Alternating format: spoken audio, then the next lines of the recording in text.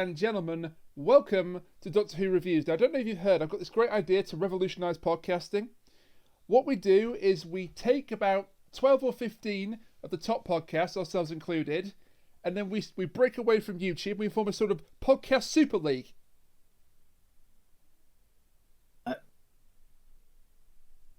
Oh, wait, no, we shouldn't. Because that's an absolutely terrible idea. Football, Cat, football. Okay. See, I've been watching a lot of things about He Who Shall Not Be Named, but may have the initials of NC.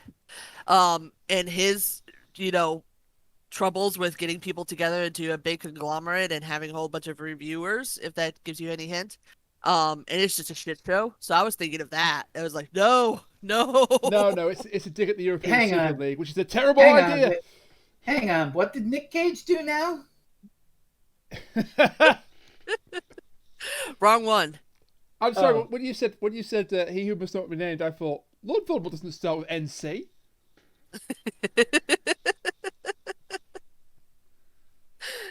Anyway, this week we are not reviewing the European Super League. Thank goodness, we are reviewing the Five Doctors. Yeah, because I don't know anything about football, American or otherwise. It's really annoyed me, so I felt I need to reference it at some point. But yeah, to discuss the Five Doctors and not the European Super League, I'm joined by my two usual co-hosts. Firstly, to my virtual left, for the love of God, keep him away from the Hall of Mirrors. It's Freezing Inferno. No, let me in. Let me in.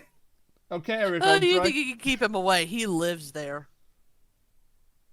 He lives in the Hall of Mirrors. Yes. That would explain a lot, actually. I know, right? And to my virtual right, she is the Among Us hostess with the mostest. It's twitch.tv/concave usurper, also known as Cat.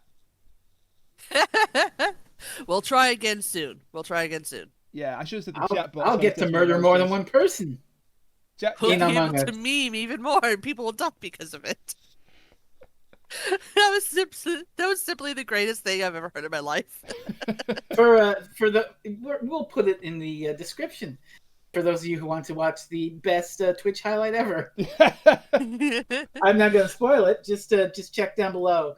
It's 30 seconds and it's brilliant. I'm not going to spoil it either. All I'm going to say is worth it. Yes. Very well. So the Five Doctors.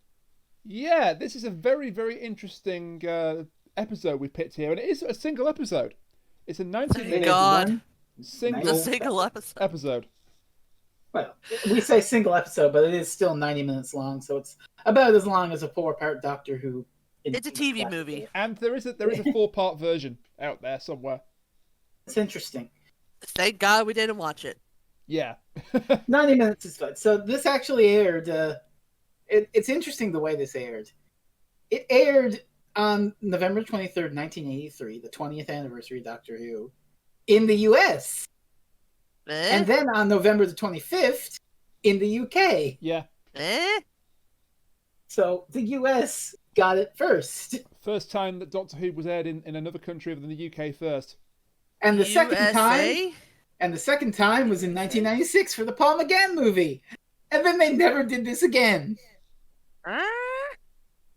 Which makes sense because that was a joint American UK production.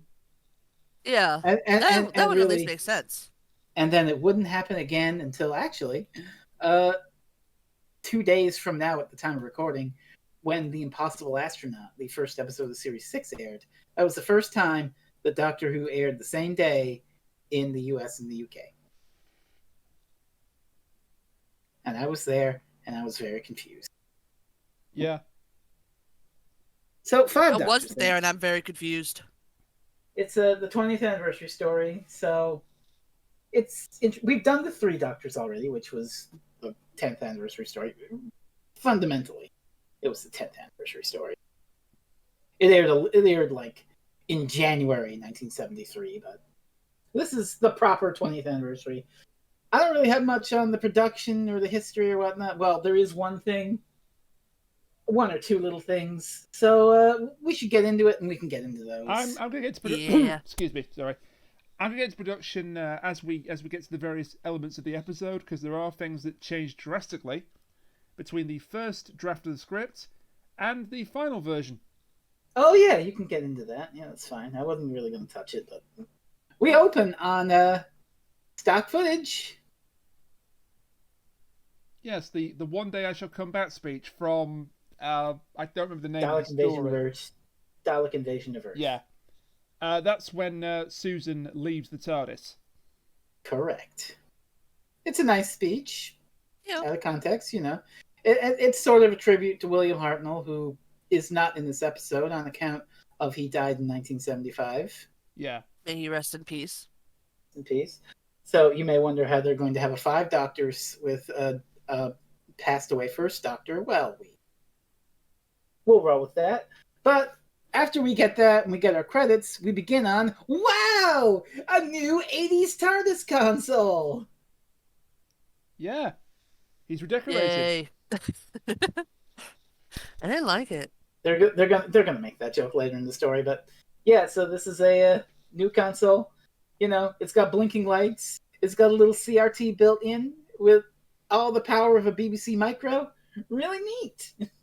There's the buttons that go beep and the buttons that go boop. And you still got to give it a pound to open the doors. Yeah. But does it have a custom cream dispenser? No. Then in that case, Jodie Whittaker's version is superior, 0 out of 10.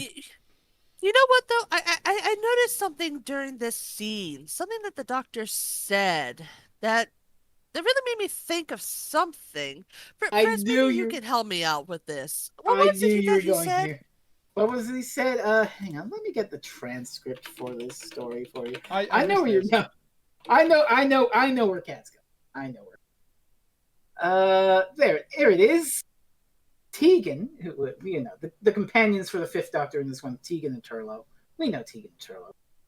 Yes. Tegan asks, "Did you repair anything?" And Doctor Number 5 replies, quote, "Well, the TARDIS is more than a machine, Tegan. It's like a person. It needs coaxing, persuading, encouraging." Chibnall murdered a TARDIS. Oh.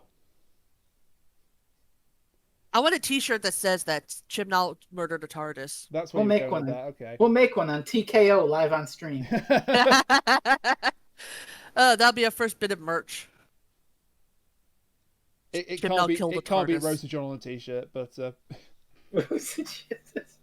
Well, as long as we don't put any trademarks on there, it's fine. I think TARDIS is a trademark term. speaking of someone who in their day-to-day job has to deal with like trademarks, I'm just grimacing in my chair right now. Oh God. Copyright law is not a good thing to navigate. No, sir. Oh, trust me, I know. My mother works in that. She has my sympathies. Hellish. She needs them. Let me tell you right now, lawyers are terrible. Right. So Anyways. the Doctor and Company are on a place called the Eye of Orion, which is just a really tranquil, peaceful sort of planet.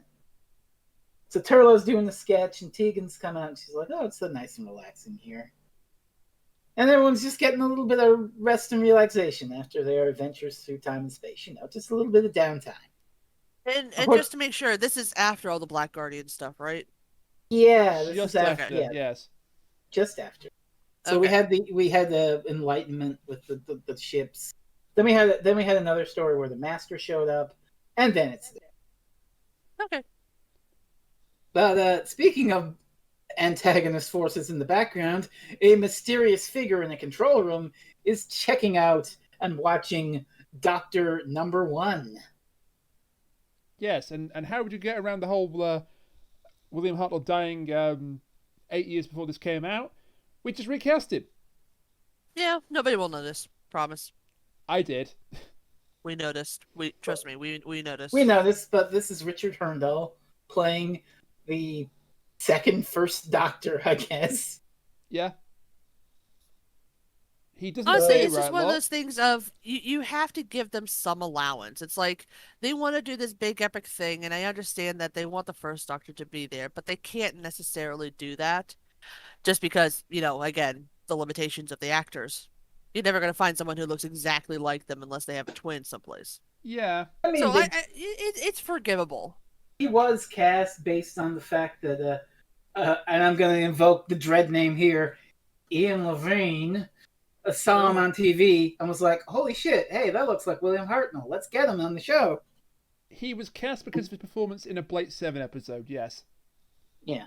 Well, I So mean, he there's- does a very good job here. There are some parts of the first Doctor I wish they hadn't brought forward, but you know. The jury's out for me whether he does a good job or not. He does okay. It doesn't really get much. I found out something about his Yeah. performance that made things sort of make sense as to why I was kind of on the fence with him. Apparently, by design, he didn't watch any of Hartnell's episodes. Oh. Yeah, that okay. That's I take back the nice thing I said. He's kind of there, but it's it's just kind of a facsimile in a way. Like, well, of course. I don't want to speak ill of the dead because sadly he died a year after this came out.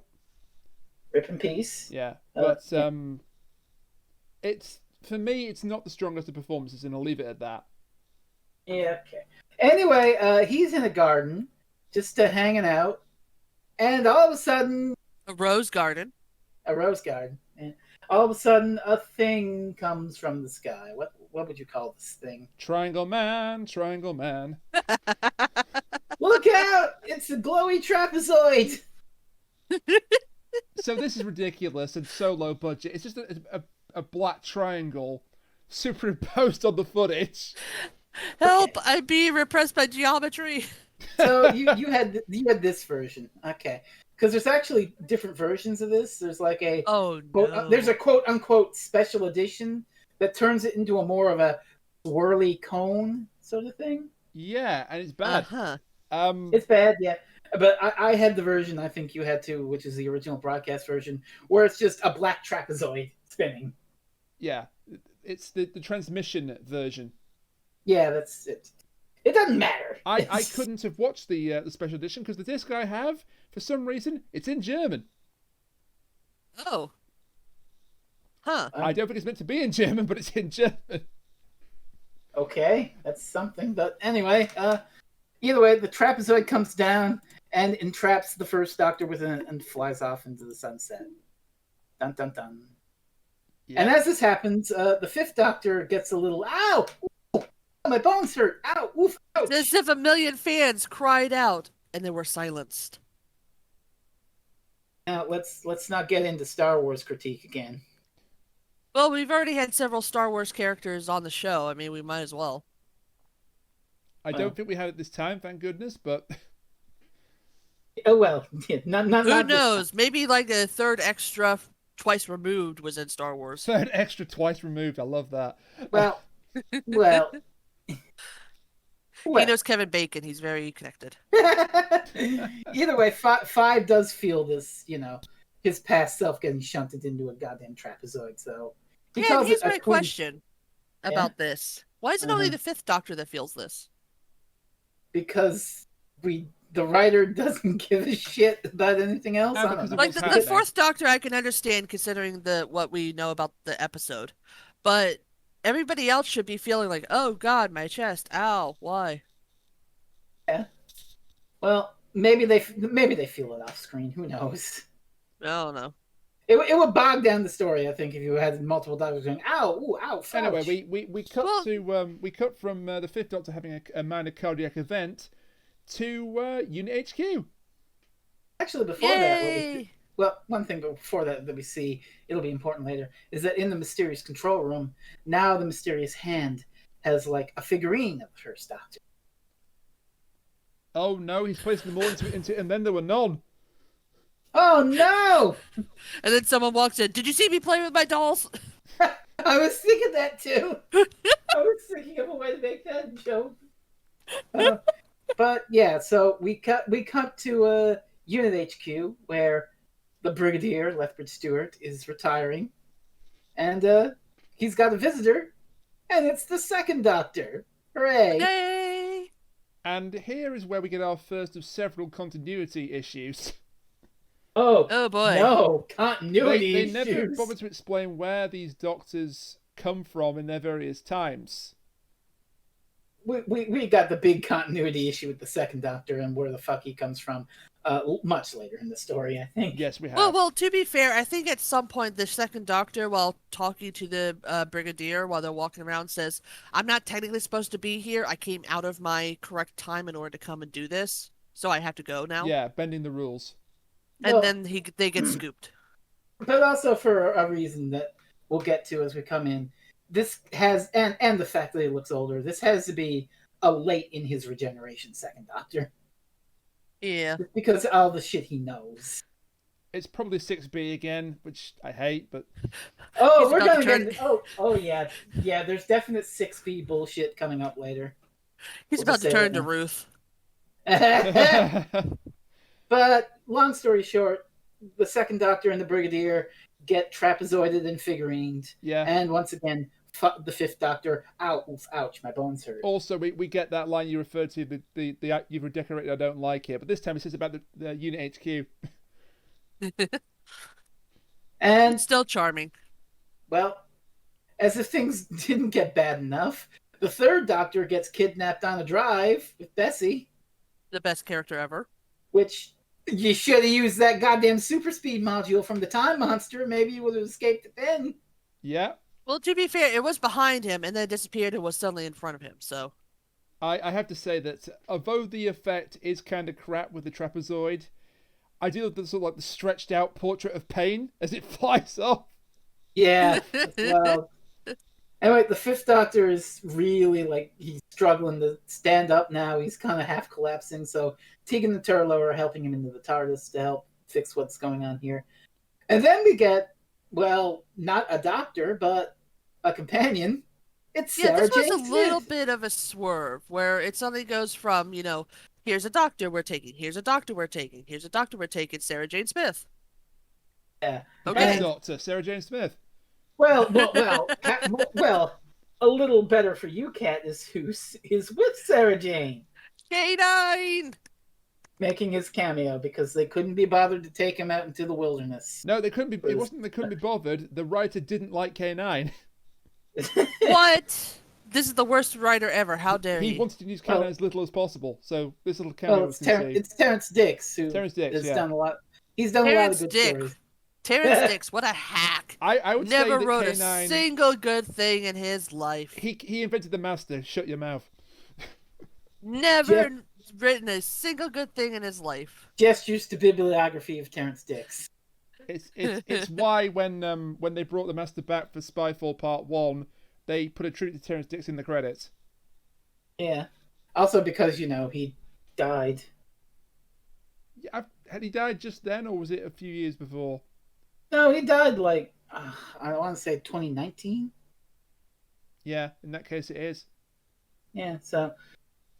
But anyway, K9 is in it, if only for a brief bit, to warn of danger. And also, we need to talk about what in the fuck Sarah Jane is wearing.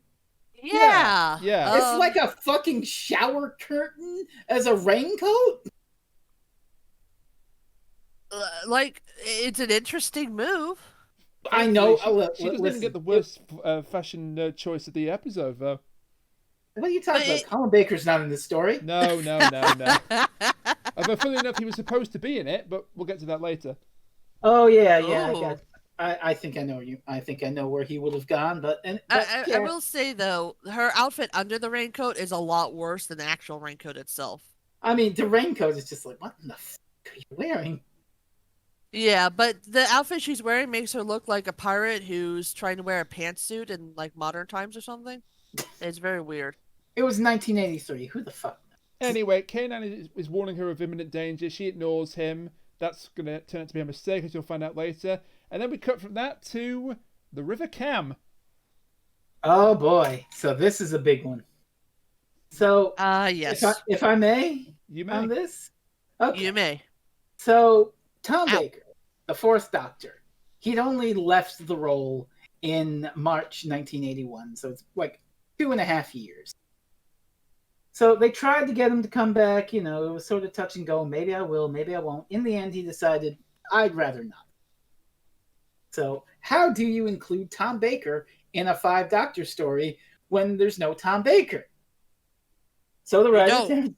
so you don't. The answer came about with some stock footage that they had around. It's lovely footage of Tom Baker and Lala Ward on a river in a little gondola, just having a lovely chat. They're outside Cambridge, I believe, Raniac. Yeah, the River Cambridge. Yep. And this footage actually comes from a story that never got made. It would have been around the same era as City of Death, which we discussed last time. Not last. No, not last. Wait. Yeah, When the hell did we talk last about time. Last time? My brain's fried from all that Among Us. Yeah. So last time we talked about City of Death, this would have been the cap to that season. I'm sure you might know this story already. It was a story called Shada, and it was partly set in Cambridge. So they filmed half of it. Then there was a strike, and by the time the strike wrapped, they never bothered making the rest of the story, and they just scrapped it. But they still had this footage of Tom Baker and Lala Ward on a gondola. So what they decided to do is, fuck it, let's just throw that in there, and we'll superimpose one of those trapezoids, yoink them, but they get caught in the time warp.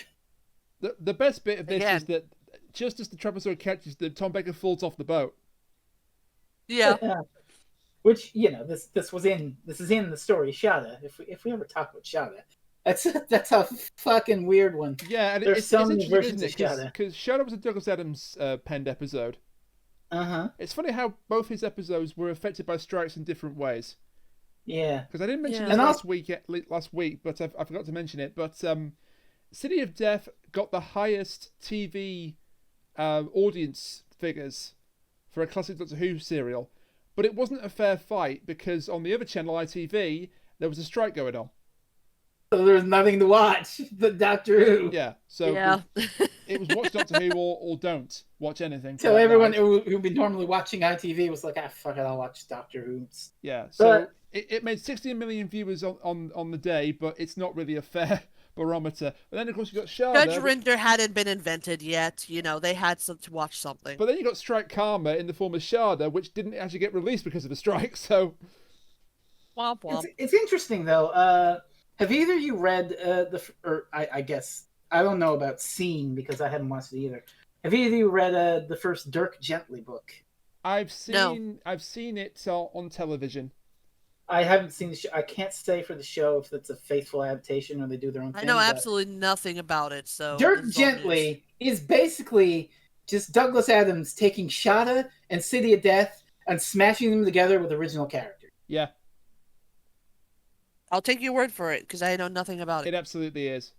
But either way, the solution to getting Tom Baker in the story is take a bit of archival footage from Shada, shove him in a trapezoid, and then for the rest of the story, he's just like stuck in a time warp, and they're like, "Oh no, the Fourth Doctor's stuck in a time loop." Well, we'll have to resolve this issue. Essentially, it's less 5 Doctors and more 3.58 Doctors. Basically, was that a Kingdom Hearts reference? Look, at this point, it probably is. They have so many different versions of the exact same fucking game. Oh, it's 358. Kingdom Hearts 358 days. Yeah, but close enough. I like this series, and even I'm fed up with this bullshit.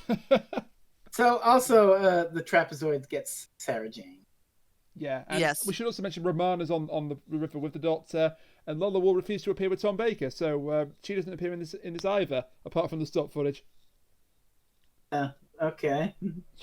If Tom Baker had agreed to appear, because there's a first draft where he was in it, he would have been accompanied by Sarah Jane instead of Romana. Yeah.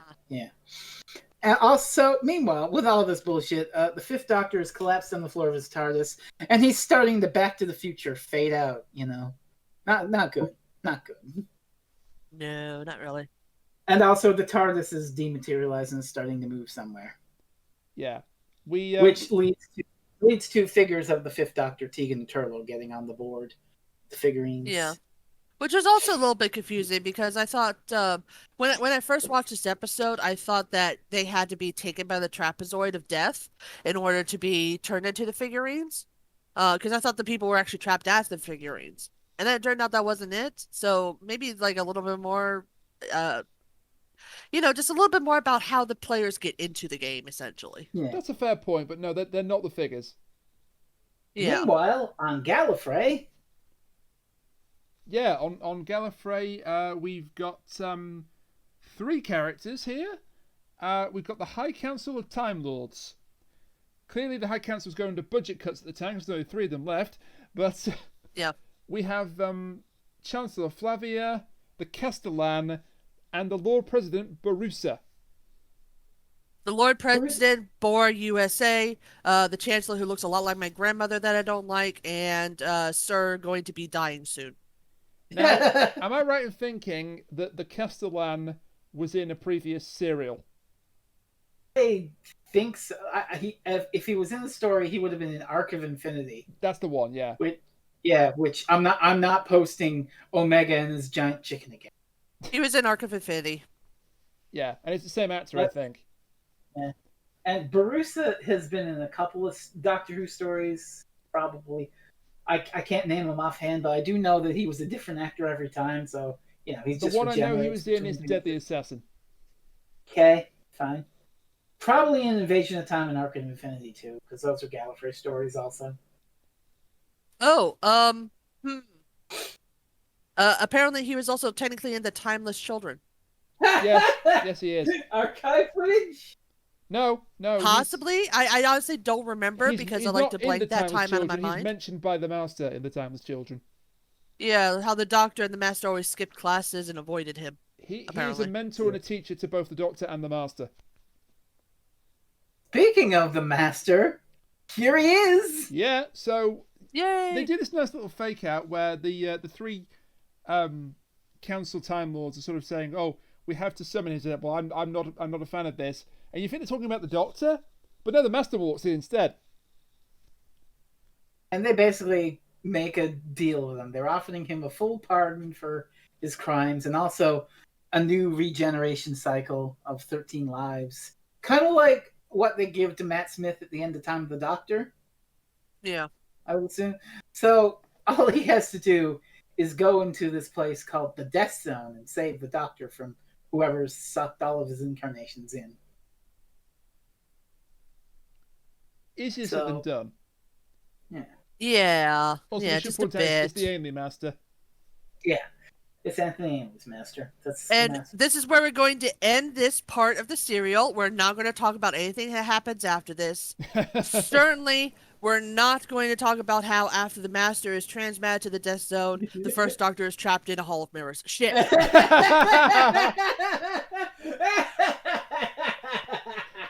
I wondered where you were going with that, and then yes, as soon as I saw this, I thought, oh, I forgot about this bit.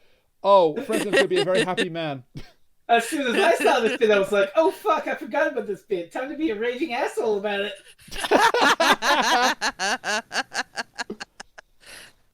At least Susan's there. Yeah, so the First Doctor and Susan get to meet. And, Susan's actually played by Carol Ann Ford. Yeah. Unlike, This is an older version of Susan. which she really should be. Which, they don't mention the whole Dalek invasion Earth thing, like, oh, grandfather, it's so happy to see you now. Oh, grandfather, you asshole! You locked the doors and left me in post-apocalyptic London! Yep. Did he actually do that? Yes. That's the Oh Dalek my invasion. fucking She God. fell in love with someone and she wasn't sure whether she should stay with him or go back in the TARDIS with her grandfather. And her grandfather didn't give her a choice. Lock the door and he's just like, okay, bye, one day I'll come back. It constantly baffles me about the fact that this rinky-dink little educational TV show about some asshole who travels through space got 50 years out of it. Close to the Who 60 knows? now. How? How? Well, yeah, 60, but still. Because people yeah, got and there's asshole a- old men, oh, I yeah. guess. And, and there's a Dalek in here with him too, because gotta have a Dalek in the anniversary story. Yeah. Despite the You fact keep they that weren't- copyright somehow. That Yeah. wasn't a problem here. Yeah. So we'll deal with how they get out of that one in a moment. Oh, that's amazing. Yeah. We get a bit more dialogue between the Master and the 3 High Councillors of the Time Lords. So, they say, right, well, the Doctors are all trapped in the Death Zone. What about the Fourth Doctor? Oh, he wasn't scooped. He's sort of in the time vortex somewhere. Sir not appearing in this film along with his, I don't know, ex-wife, whatever she was at this time. Madame not appearing in this well, film. If she didn't want to Decided appear, to not with appear him, in this film. I'm guessing they were ex at this point. Oh yeah, they were ex, but By the way, they decided not to appear in this film. Yeah, Tom Baker did regret not So- appearing in this in person later on in life, but Well, they've sent two high counselors into the Death Zone to observe what was happening. They never came back. womp womp. Yeah, that's important. But now the resolution to our Hall of Mirrors plot.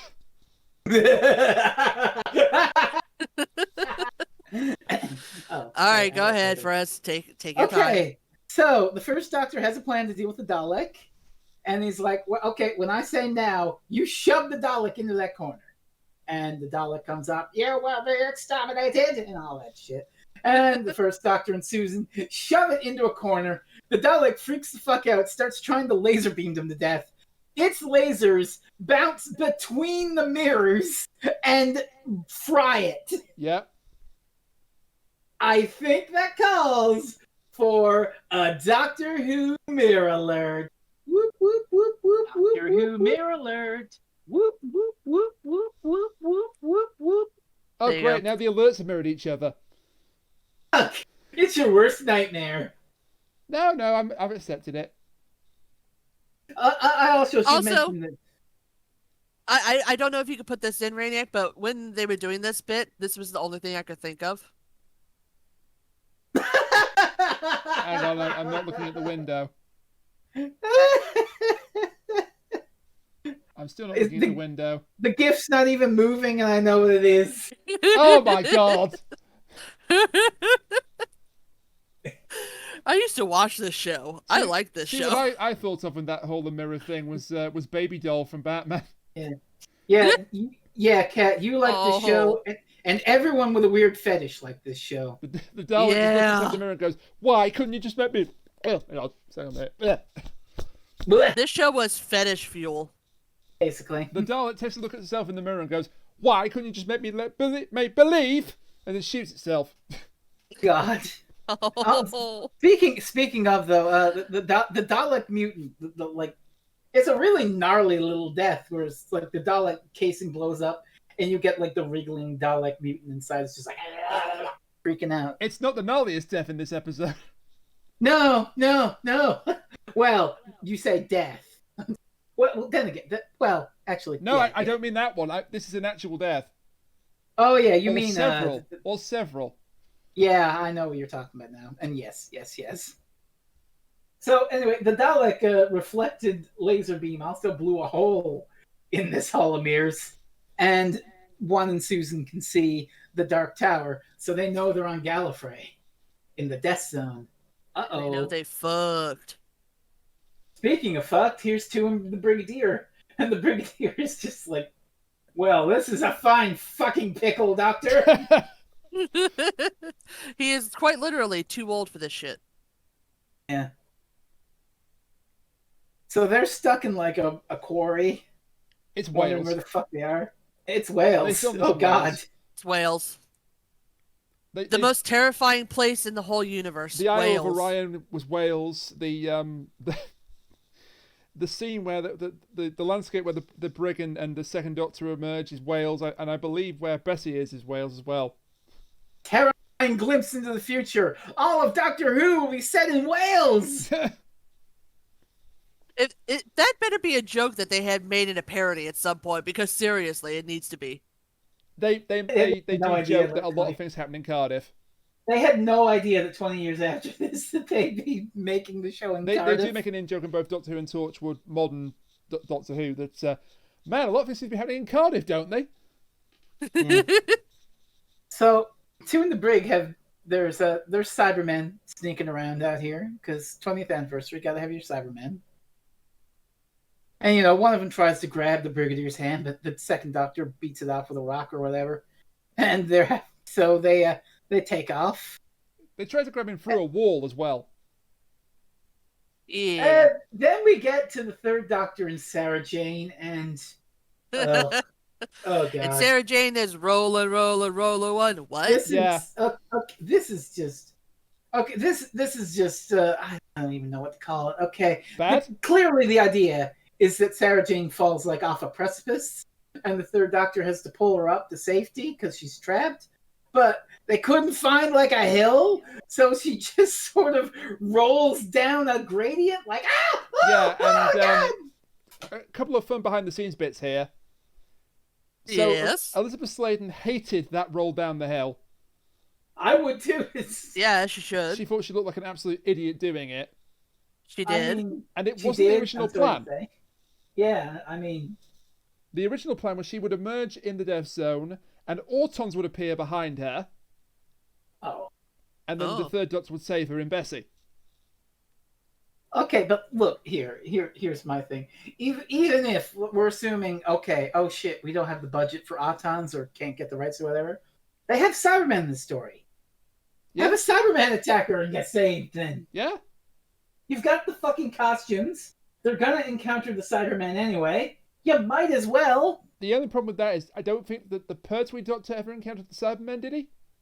No, but again, he's gonna encounter them in like 20 minutes. So True, very true. Or, I mean, if you didn't want to do that, all you have to do is find a really muddy place and have her roll down there. Have her try to climb up, and she can't do it without Yeah. having a rope to guide her. There, So? She done. didn't like that scene at all, unfortunately. I wouldn't like that scene either. She was right.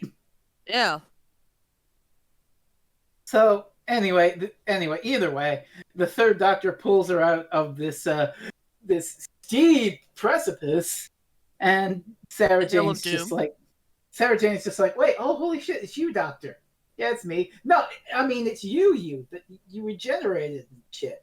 Well, yeah, but I didn't regenerate yet. Oh, okay, Cool. cool. Let's ride in your car, I guess.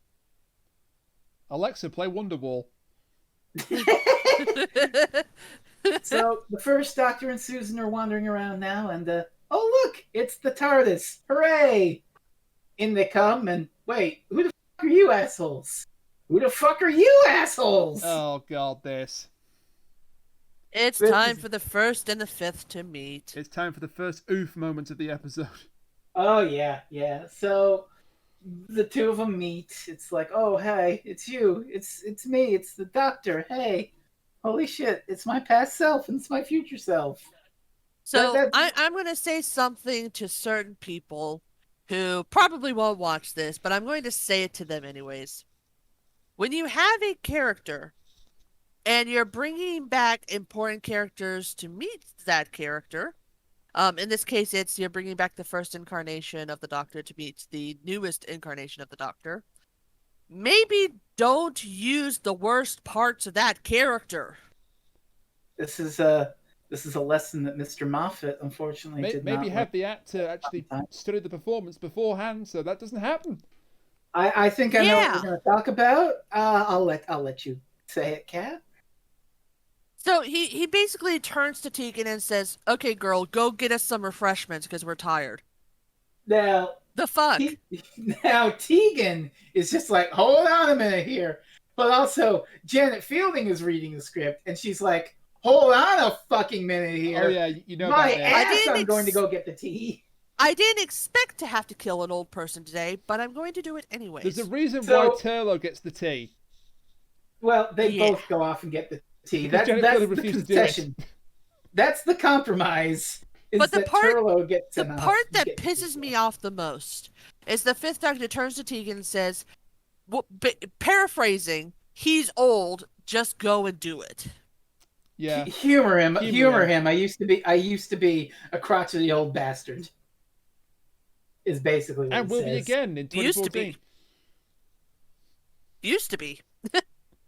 He's still a crotchety old bastard.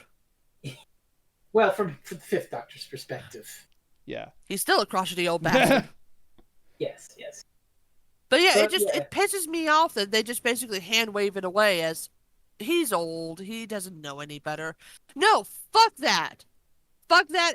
right up, because there are plenty of old people who can learn. It's just they don't want to learn because they're stubborn old fucks who don't want to come into the new world and learn that, gay people are fine, or that, women are equal or anything like that. See, this So is fuck why, you, Doctor Who. This is why back in when Twice Upon a Time aired, Yeah. and that bit where the first Doctor is being quite sexist towards Bill. What do you mean that bit? The entire fucking episode is like especially that one bit, though, where the 12th Doctor actually has to come and tell off his older self. Which he shouldn't have to do in the first place. I kind of sorry, but he shouldn't. I kind of get what Moffat is going for. It's kind of like meeting your Republican uncle for Thanksgiving dinner and just like, oh, for the love of God, can you please shut your mouth?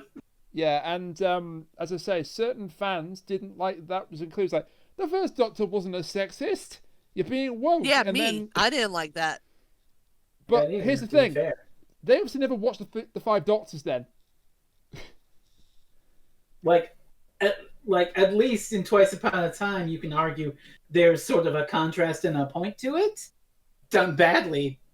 It's a shit point. And I get it. Attitudes were different then, but no, it's still not right. Yeah, but yeah, you get it, right? It's shit. I get it. I get it, but the point is made moot, though, because they use the Doctor himself as an example. It's like, yeah, he is a being who can grow and learn and everything because he has this ability to regenerate. But the fact remains that they're still essentially turning the Doctor into a bigger asshole than he ever was. Yeah. And it feels wrong to do that to such a classic character. What I'm saying here is that at least, and I am arguing that it doesn't quite work in Twice Upon a Time, but at least there is some kind of intent there, some kind of statement trying to be made. In the Five Doctors, it's just, oh, we couldn't be bothered. It's 60s, sexist old man. Go get the tea. And fairness, my point is that it shouldn't have been made in Twice Upon a Time. It just should not have been made. In fairness, he does improve. It probably should not have. He does improve, and that's the whole point of it. Yeah. Yeah, but even then, it still doesn't matter because he's literally just about to regenerate into the second Doctor. True. Yeah, that's true. So it's like he learns a lesson, but he learns it just as he's about to change his entire personality. But the second Doctor was much more of a gentleman to the ladies. Yeah. True, but still, we've seen that doesn't really actually matter all that much. Right. True. Yeah. Anyway, it's fucked up here and it's fucked up there. I think we can agree. It's fucked up everywhere. Okay, Fred Durst. Back in Gallifrey, the Time Lords more fuck ups. The Time Lords give the Master the seal of the High Council for credentials and a little teleporter so he can get back. And he heads off and does his shit. While we're doing this, the second Doctor and the Brigadier, they see the tower in the distance, and the second Doctor realizes they're on Gallifrey. This is the Death Zone. That's the Dark Tower. Rassilon's in there. It's his tomb. And we get the lore about the Death Zone. This is where the ancient Time Lords of Gallifrey time-scooped up aliens and had them fight each other in the Death Zone for, fun, I guess? Just gladiatorial arena bullshit, I suppose? Yeah. And now, but it's been deactivated for millennia or whatever, but now someone has activated it again and siphoned all the Doctors in there. It was stopped by Rassilon in the old days. So, question. Is this the same Rassilon as the one we currently have, or is this just someone who is named after Rassilon? I think it's the same one. The jury's out, but I think it's the same one. Okay, because that makes this whole thing way more confusing. Yeah. So Rassilon, ancient Time Lords, founded their society, died, then he's here in his tomb. You forgot a part, Fred. You forgot the part where they took some blood from a little being and then put that in all of them so that they would constantly regenerate. Oh. And then they started making this entire big empire. Yes, thank you. I'm still not over it. I will never be over it. Chibnall, what the fuck? You have a lot to answer for. Well, anyway, so this Rassilon, I presume, was revived for the Time War and eventually became Timothy Dalton, and who then became whoever the actor was in Hellbent? I can answer that, but I'll answer it towards the end of the episode. Okay, fair enough. Either way, Rassilon's in the tower, and they're trying to get to the tower because that's where the signal is, and they can all get home. Meanwhile, the Master has found the third Doctor. Yeah, this is kind of great. Hey, you want some complaining about Chibnall Cat? Yeah, let's continue doing that. Okay, here's a fun one. So the Master heads on up to the third Doctor and Sarah Jane. He's just like, "Hey, Doctor, hi, it's me. Stop the car, hi." And the third Doctor just immediately is like, "Oh, it's you. I should have fucking known you were behind this." So, like, he immediately has this sense that this is the Master. You know what? You know something, Kat? You know when that sort of sense would have helped? Spyfall Part 1? Yeah. I'm sorry. I mean, it's not like the Doctor and the Master used to be best friends and they know everything about each other. And it's not like before, well, you know, he was able to tell exactly who the Master was or anything like that. I can't hate a story that has the Master literally catfishing the Doctor. You know what I think? I think that ever since they had that whole Harold Saxon, was it Harold? Yeah. Okay. Ever since they had the whole Saxon subplot where, you know, the Master was basically hidden in plain sight, and, you know, the Doctor had no idea it was the Master in disguise. I think ever since then they've been trying to recreate that with, "Oh no, who's this character? I don't know. Oh, it turns out it's the Master." And the Doctor never knew. Wait, Chibnall trying to recapture the nostalgic highs of 2007? Oh, No. not even that. Not even that, because they also did the same thing with Missy. Well, that was Moffat. Yeah. Well, yeah, but, you know, the Doctor still had to basically grope her chest in order to figure out, oh, there's 2 hearts there. Yeah. So, either way, the Master tries to convince the Doctor, "Hey, I'm on your side. Yeah, I'm here to save you and shit." And 3 is just like, "You dumb shit. I don't believe that for a second." All the more Which is both the truth. right move and yet also the wrong move. Yeah, he's telling the truth. And then laser beams come down and the Master runs away. Well, before that, he presents the seal of Rassilon as his credentials. And the third Doctor's just like, "Well, I'll confiscate that and return it to the proper authorities." And that's important, actually, for decades later, because that same seal is used in the time of the Doctor. Nice. Incredible. The bit where he never did return it. The bit where Handels translates the message coming out at the correct in time. The laser's also This is another one of those confusing scenes because, you know, like the first time the Master lands, there's a laser beam that tries to, you know, get him, or a lightning strike or whatever it's supposed to be.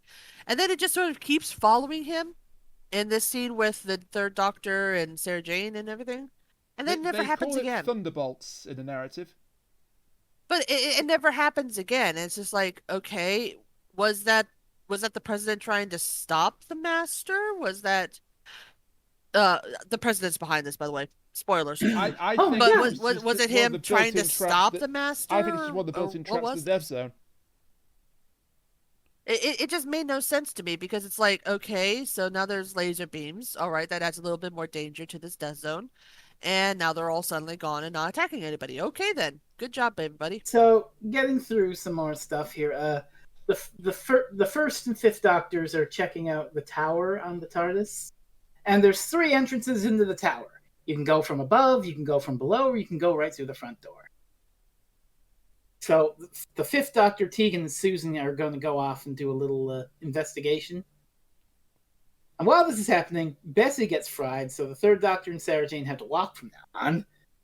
And they also spy some Cybermen marching towards them ominously. So and here it is, another reason that this Terrence Dix guys is such a hack. He ruined the best character in this entire thing.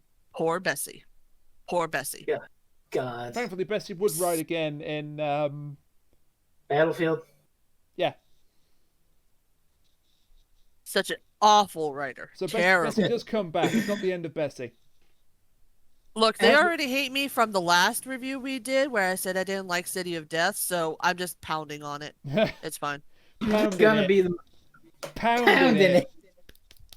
Okay, Jim Sterling. Pounding it. Give me more. Compound it. Give me more hate. Just do it. Pounding it. Okay.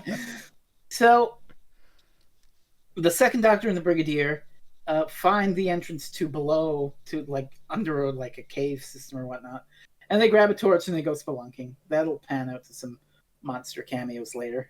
Yes, unfortunately, they run But into old man, they die. here's the funny thing. The fifth Doctor, Tegan, and Susan find the Master, and Five goes to talk to him. And it's weird because, Susan doesn't seem to know the Master. She's just like, oh, who's that? Is that a friend of yours? Tegan doesn't really answer. But it's funny, by contrast between the third and fifth Doctors. The Master's just like, believe it or not, Doctor, I'm here to help you. And the fifth Doctor just sort of smiles and is like, oh, but he has a fun quote. Just like Alice, I'm willing to believe 3 impossible things a day. So tell me, what's going on? He got the quote wrong, however. Well, I got the quote wrong. No, you didn't. The episode did. Oh, It's what's 6 impossible things a day, and Alice doesn't say it. The Queen says it in the book. Man, at Terrence Dix, what a hack! Am I right, Cat? Oh my God! I just realized this is deliberately pissing off Cat. He's fucking up Alice. So I don't want to actually you, Rainiac, but I'm going to actually you. Oh. It was a conversation between Alice and the White Queen. I said the Queen. From Through the Looking Glass. I said the Queen in the book. There's more than one queen. You have to specify which queen it is. It's the White Queen. All right, the White Queen. Yeah, the White Queen. Cat comes to Alice. Where do commenters on the internet get their water from? A well, actually.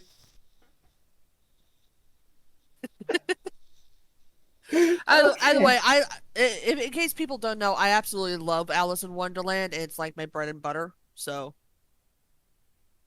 I'm not quite as knowledgeable about it as I am about other things that I won't discuss here because certain people have turned out to be monsters. But I am pretty knowledgeable. But just saying. But this fifth Doctor and the Master confrontation is kind of wild. The Doctor is not believing him at all. He says, you got some credentials to prove yourself? Well, they've been taken by one of your previous selves. Are you expected to believe that? And before the Master can say anything, explosions. Cybermen is here. The Cybermen are here. The Master gets knocked down by an explosion. Tegan and Susan run off. And the Doctor tells them to run. And they're like, but Doctor, what about you? Do as I say. Go, go. And the Doctor and the Master try to get away. There's a blast from a laser beam. It knocks the Master right on his ass. It knocks him out. Or just down. So, but luckily, the fifth Doctor sees the handy-dandy recall device and picks it up. And there's a Cyberman advance ready to blast him. He's just like, got a shit-eating grin. Sorry, got a dash. And he teleports right the fuck out of there. And teleports into the capital. I'm sorry. I was 12 when my brothers were born, so I grew up watching a lot of the kids' shows with them. And when you said the handy dandy teleportation device, all I thought was Blueska do, we can too.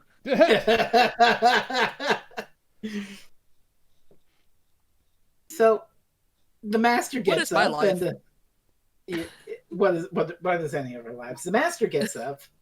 And he immediately makes a bargain with the Cybermen to work with them. And both sides are clearly plotting. As soon as this idiot has done what we came here for, we're going to kill him. Yeah, so the Master offers to take the Cybermen to the tower in exchange for his life.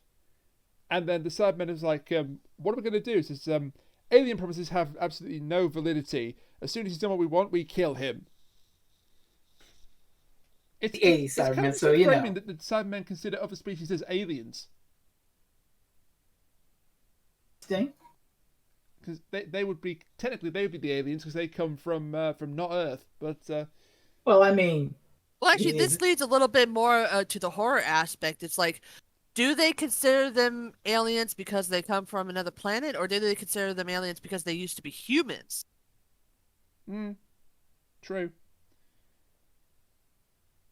Anyway, so, with the fifth Doctor out of the picture for the time being because he's stuck on the capital, the first Doctor now has to go and deactivate the force field that's holding the TARDIS in Well, place. well, We skipped something here, but earlier, when the TARDIS was transported to the death zone, and Turlo said, well, something is paralysing the TARDIS.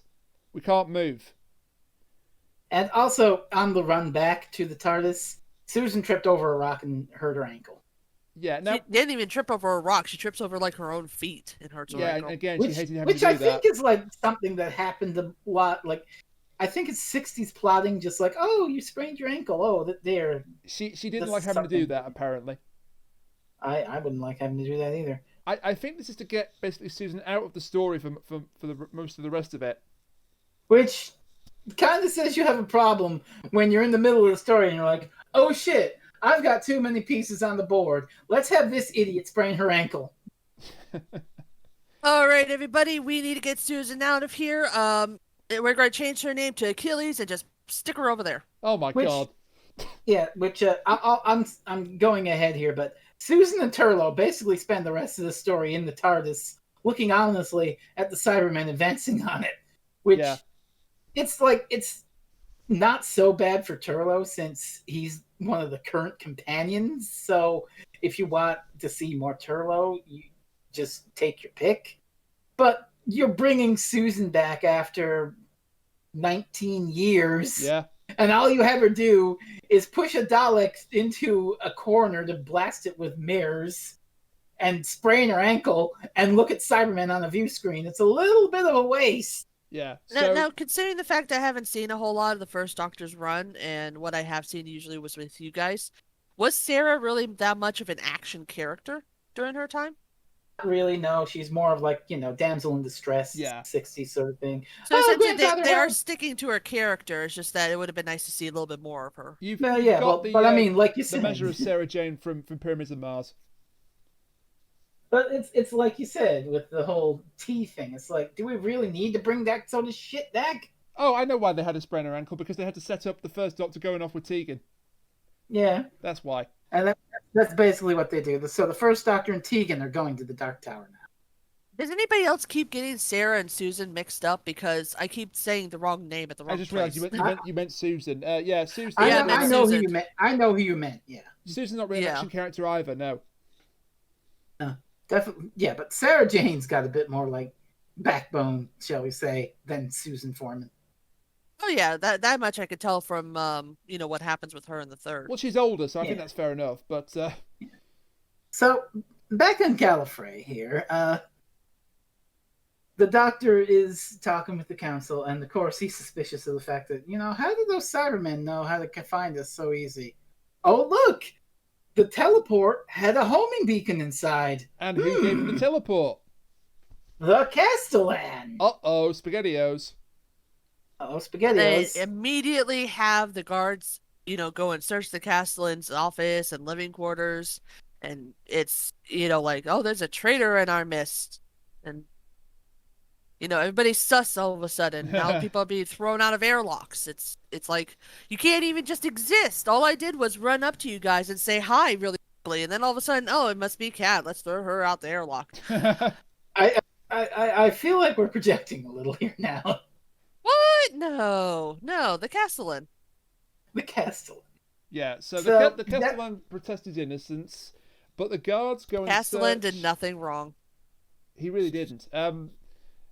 The guards go and search his chambers on orders from the president anyway, and at this point, I believe this is where Colin Baker would have appeared. Oh yeah, because we've mentioned this before, I believe, but in the Arc of Infinity story with the Fifth Doctor, Colin Baker played Commander Maxwell, a Gallifreyan guard, who was a real, smug piece of work because it's a Colin Baker performance. Yeah. So he probably would have showed up here again. Yeah. As far as I know, Commander Maxwell wasn't killed in Arc of Infinity, so this is probably not. No, he survived. But also the fact that I'm pretty sure difficult to say production-wise, but by the time this episode aired, they had confirmed the Fifth Doctor is leaving and Colin Baker is going to be Doctor 6. I think it's close to that, yes.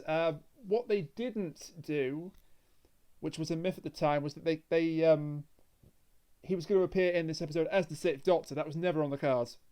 No, Oh, God. okay. Way too soon. I mean, like, they just got away with it in the Day of the Doctor with Peter Capaldi by showing his eyebrows, but they couldn't have done that. Yeah. So the This cast made me line is kind of under. wonder, though, because obviously the Sixth Doctor fell prey to, bad writers and, bad times and all And that bad stuff. goats. The code is fine as it is. But I'm just wondering, if Terrence Dicks had gotten to write the Sixth Doctor, would that have made it so that the show wouldn't have had such a decline? I don't know. It's interesting. I mean, for one, he'd probably be in a better outfit. But Well- anyway, with the Castellan under extreme suspicion. Before that happens, we get a very interesting line about the Cybermen, the Daleks, being prohibited from the Death Zone because they played the game at Wrestle-On too well. Too good Funny at how killing. they're here now. And that's ironic because of what's about to happen. So Yeah. But should we get to how it happens to the Castellan before we get to yeah, the let's big skip scene? ahead a little bit to the Castellan. So 5 minutes later, the guards return from the Castellan's room and they bring in a big casket with the seal of Wrestle-On on it. The forbidden black scrolls of Rassilon. Yeah. Ooh. Now, the Castellan is horrified. He's never seen them before. He's like, forbidden knowledge, no. And then they're like, we're not sorry for your explanation. He will be interrogated and subjected to the mind probe. And the poor actor cannot deliver. The line is supposed to be something like, no, not the mind probe, but the take they use. And I'm going to emulate the delivery as best I can is, no, not the mind probe. That's pretty much it. It's just one of those lines that's become iconic, like memery. Well, I mean, Funny to be delivery. fair, 5 seconds later, he's dead, so... Yeah. Oh, look at that. Shot while trying to escape. And nobody but the guards saw it. And he didn't regenerate because... Because, I don't know, the Gallifreyan guns... Well, actually, yeah, that's a good question. I never The even thought of Gallifreyan that. guns prevent regeneration, I guess. But then again, well, the general regenerated. Maybe it was in his final regeneration, but... I don't know. Anyway, we have to get him out of the way for reasons that will become quite apparent. So maybe they double tapped. I don't know. Well, no, he would have heard too. Yeah. Han Solo shot first. Whatever. Let's go. Anyway, let's we anyway, go from here's that the scene that you want to tell. the Here's best the big character scene. in the story. Go on, Rainiac. You deserve this one. So far there hasn't been a whole lot for the Third Doctor and Sarah Jane to face in the Death Zone. That's about to change because they come across a cave, and in front of the cave is a silver robot. Oh Lord, it's a putty from Power Rangers. No, this thing would eat the putties for breakfast. This is the Reston Warrior robot. And famously It's an created. interesting choice. This is I did watch the special features, and Terrence Dicks mentioned that they came to him after some draft and they're like, the Third Doctor needs one more adversary to face, but also we don't have the budget for you to make anything really creative up, so just do whatever. So he came up with this basic low budget thing. It's just a guy in a silver bodysuit throwing spears. Yeah, and that silver bodysuit was in Earthshot. Oh, it was one of those androids? Yeah, they just repainted the black android silver. Okay, neat. But I can't remember if it's the same actor, but the man inside the costume at one point, should we say, wet himself inside the outfit, Oh my gosh. and they had to dry the patch. Right, get Janine over there with the hairdryer to get piece stains out. Yes, it was a hairdryer. It was. Oh my god. Oh, that would have been awful. You're just sitting in this bodysuit and you got the smell of your own piss all day. Oh, not even just the smell of your own piss. Hot piss as they're drying it. So the Third Doctor calls this thing the most perfect killing machine ever devised.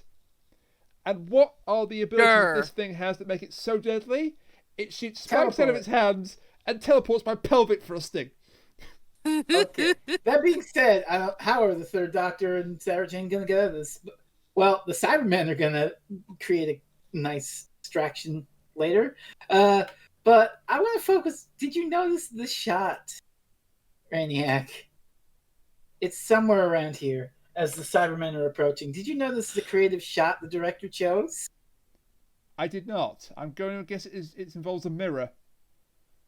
They focus on a pool of water, and the Cybermen are marching, and they're reflected in the pool of water. So that's a Doctor Who mirror alert. Also, this entire scene makes me think of one thing. What? Behind the robot? It is the robot. It's literally a big silver robot guarding a cave with a couple people looking from behind a rock at it. It's just the pelvic thrusting that gets me. It's very Monty Python. Who We're in the kinda world going on thought, linear. well, the answer is Terrence Dicks, but who in the world? We're kind of going non-linear with this discussion. Not That's exactly fine, as the 'cause this is episode the was best based, but it's bit. fine. But yeah, let's just get to the resolution of this bit because it's amazing. Massacre! The one chance that the third Doctor and Sarah Jane have of getting away from this robot is getting out of there while the Cybermen are distracted by the robot.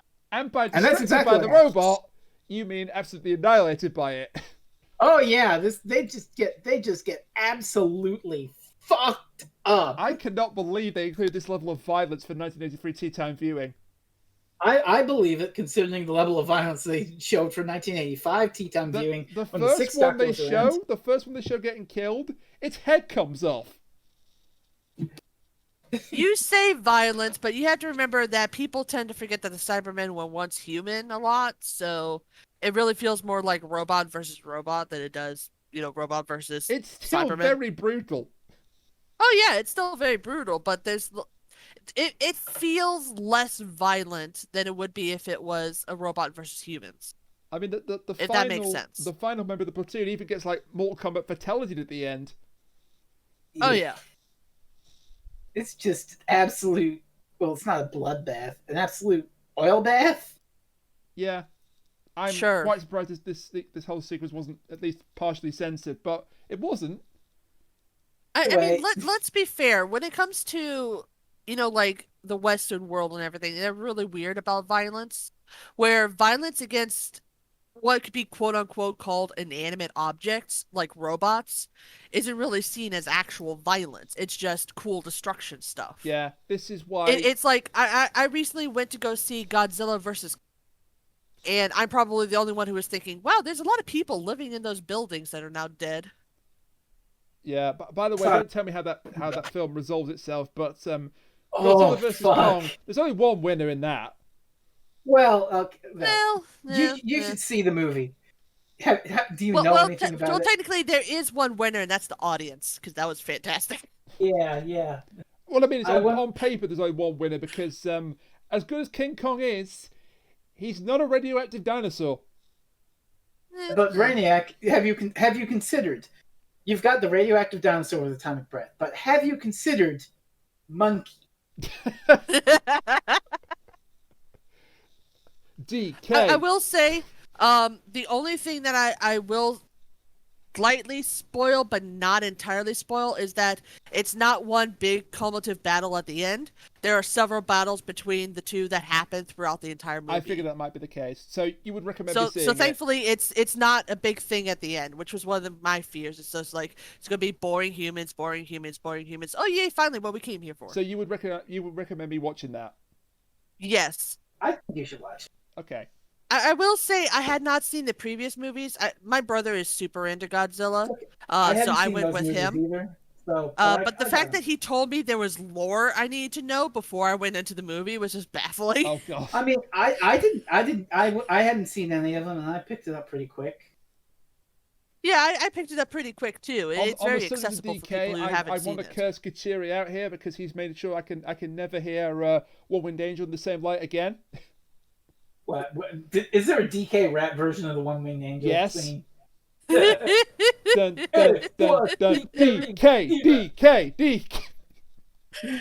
Oh, it's okay. I have a better one that'll completely ruin One Winged Angel for you, and I'll find it later. Oh no. But right now, I think we were talking about Doctor Who. Yeah. Oh, yeah, so, the the massacre is Cybermen get over. The third Doctor sneaks past the robot, was distracted, and takes some javelins, which don't actually come into the plot at all, and some metal cable. The javelin come in later. Yeah, for maybe it was what he does the with the scene or rope. something where he used a javelin on What he something. But The rope, I think, is how he uses the javelin. the cable is the more important thing No, here. no, But, he doesn't use it for that. He ties it into a lasso and lassos it. While Oh, that's yeah, well, happening, we have another I thought he would encounter. like it. We have another encounter from the past with the Second Doctor. So they're down in the caves, and they hear roaring, and it's a Yeti, which we technically haven't covered on the show, but the Yeti were the big furry monster hench things of the Great Intelligence Yeah. in 2 Second Doctor stories, the Abominable Snowman and the Web of Fear. And thankfully, this time the Yeti does not try to dry hump Hulk Hogan. Look it up. What the fuck? I was more kind of worried they would start to dry hump the Second Doctor because of that big ass coat he was wearing. Yeah. All I'll say first is Halloween Havoc 1994, and you're welcome. I'm afraid now, but the resolution to this is the Second Doctor and the Brigadier are stuck in the cave. There's a Yeti coming after him. So the Second Doctor roots through his pockets. No. Perfect. Pulls out some fucking fireworks and just blasts this Yeti in the face with them.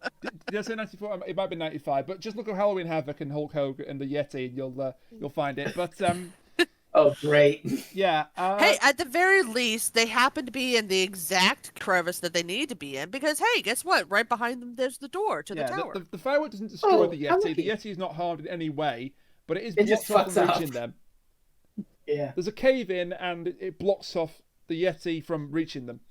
So, like, here's the question. How is this Yeti active if the Great Intelligence controls the Yeti? Like, is the Great Intelligence just randomly like, oh, hey, Doctor, I'm gonna fucking get you?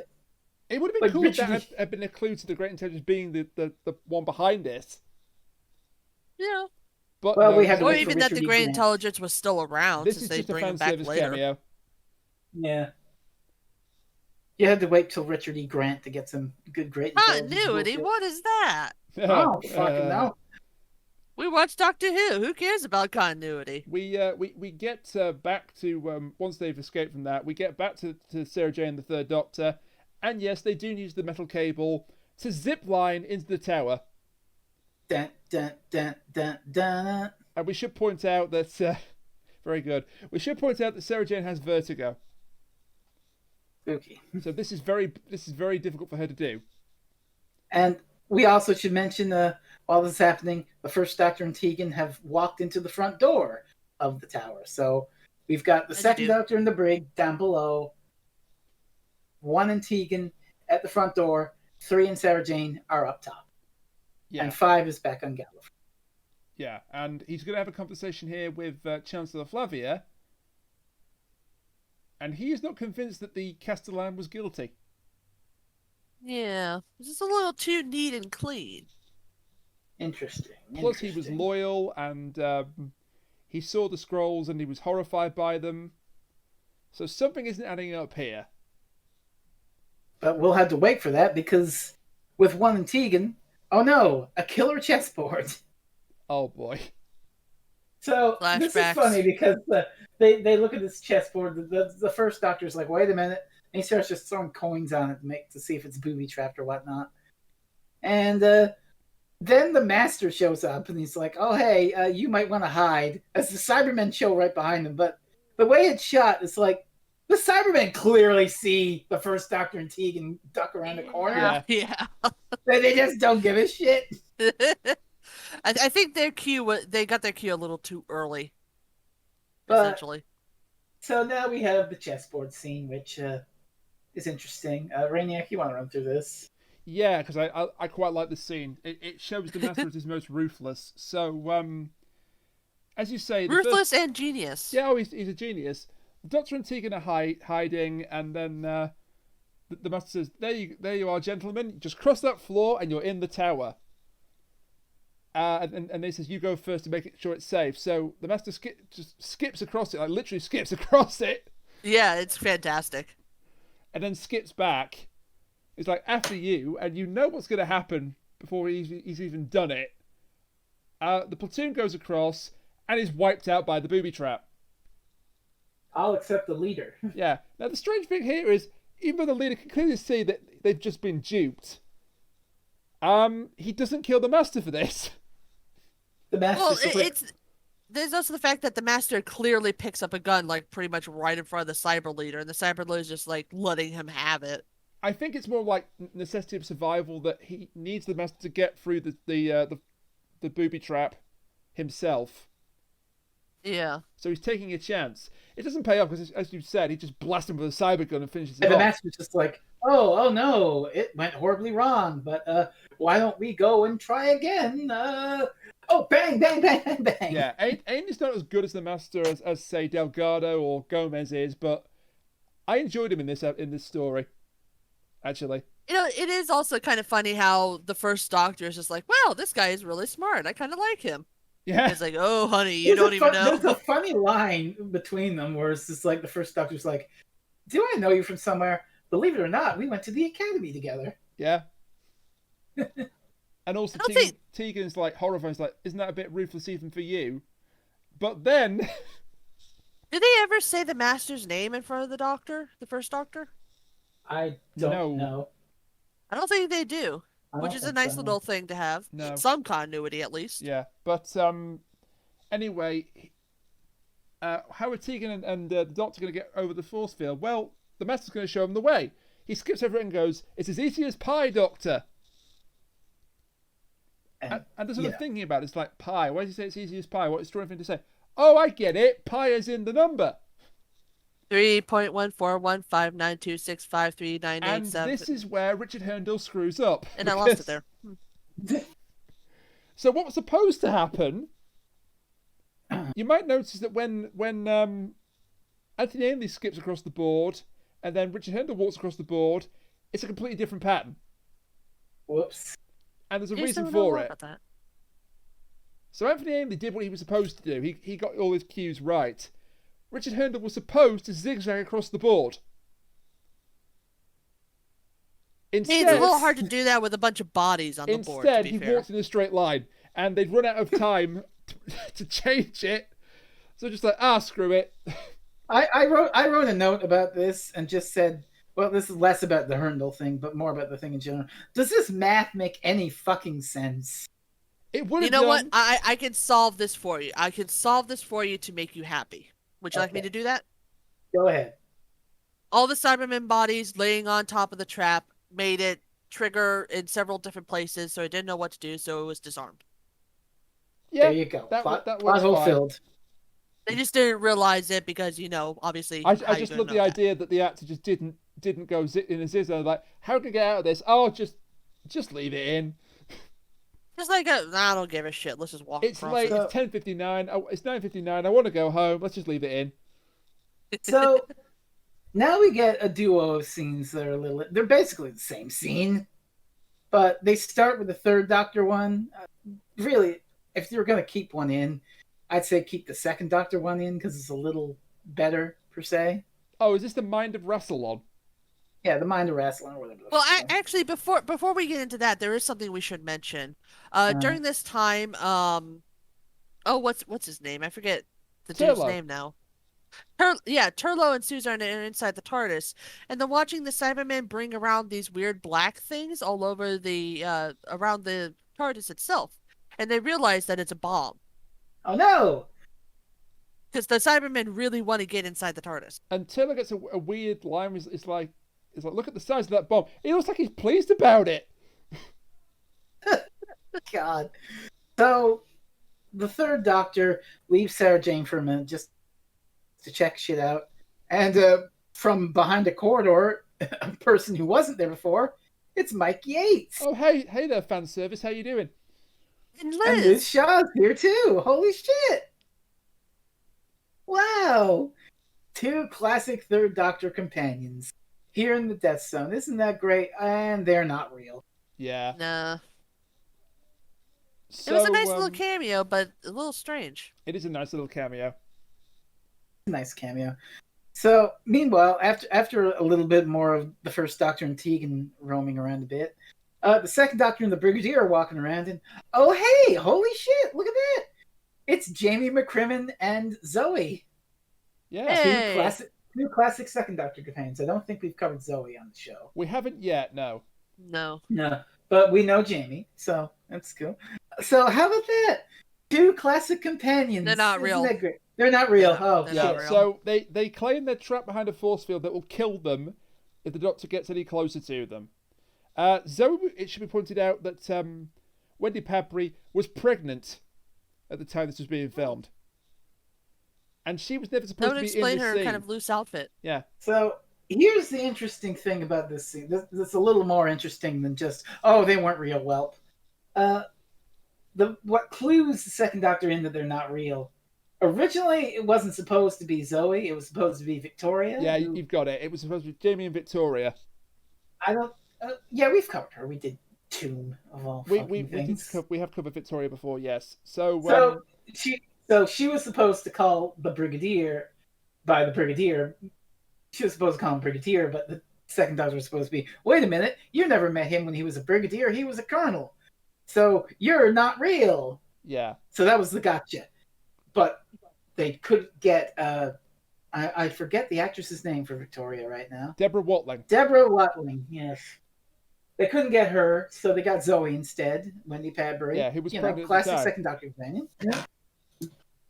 So instead of, oh, hi, Brigadier, wait, the fact is, and this is a spoiler for the end, for the final second Doctor story, wait a minute, you had your memories wiped of me by the Time Lords. You should know who we are. So what the fuck's going on here? Which, how does the second Doctor know that when 5 minutes after that happened, he was forced to regenerate into the third Doctor? Yeah. Season 6B confirmed! This would have worked a lot better if it was the original plan to have Victoria be the one that slips up. Yeah. And not Jamie, because that would make perfect sense. This whole matter of memory thing is a bit thin, because they could have easily been scooped up before the War Games. Yeah. Easily. Also, Zoe's wearing bubble wrap. Of course. Like you do.